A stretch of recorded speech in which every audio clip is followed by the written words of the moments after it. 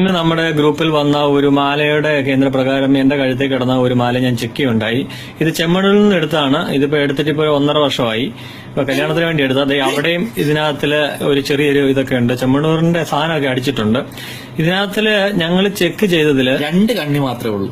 2 കണ്ണി കണ്ടോ, 2 കണ്ണിയാണ് ഇതിനകത്തില് ഞങ്ങൾക്ക് സാധനം കിട്ടിയത്. ബാക്കി ഒരു കുഴപ്പമില്ല. മാഗ്നറ്റ് ചെക്ക് ചെയ്തപ്പോൾ. പക്ഷെ അടുത്ത വേറൊരു മാല ചെക്ക് ഞങ്ങൾ അതിന്റെ കൂട്ടത്തിൽ തന്നെ ഇപ്പുറത്ത് നമ്മളെ മൂകാംബികയിൽ നിന്നും എടുത്ത വേറൊരു മാലയോടെ ഞങ്ങൾ ചെക്ക് ചെയ്തു. പക്ഷെ ഒരു കുഴപ്പമില്ല, അതിനൊന്നും ഒരു പ്രശ്നവുമില്ല. നല്ല അടിപൊളിയായിട്ട് തന്നെ സാധനമുണ്ട്.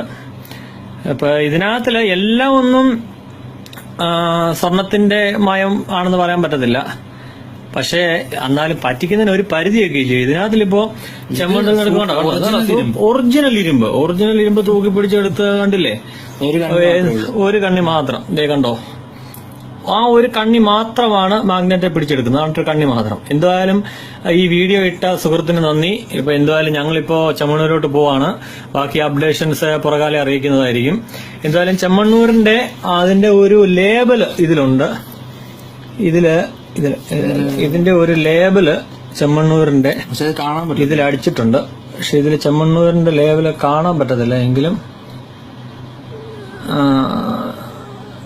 ചെമ്മണ്ണൂരിൽ നിന്നാണ് ഞങ്ങൾ ഇവിടുത്തെ വെച്ച് നോക്കി, ലെൻസ് വെച്ച് നോക്കി, കാണാൻ പറ്റത്തില്ല.